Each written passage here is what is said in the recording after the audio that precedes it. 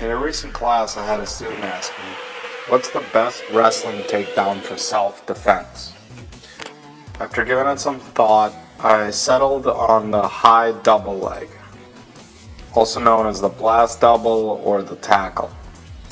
This attack is perfect for both self-defense and MMA applications, and works really well against a charging or swinging opponent. Although here I show it off an offensive 1-2 punch combo. Less technically complex than other techniques on this channel, the blast double does take some practice to get the timing and movement right. Here's some keys to execution. First, be sure to use your forehead, not the top of your head, to hit your opponent in the chest, as high as possible. I like to sneak just under the chin of my opponent, hitting him right where the neck connects with the chest with my forehead, never looking at the mat itself, or the floor if it's in a street situation. Also, make sure you step deep and bring your feet and hips to the shot. And this applies to every wrestling shot. You should always bring your feet and hips with you.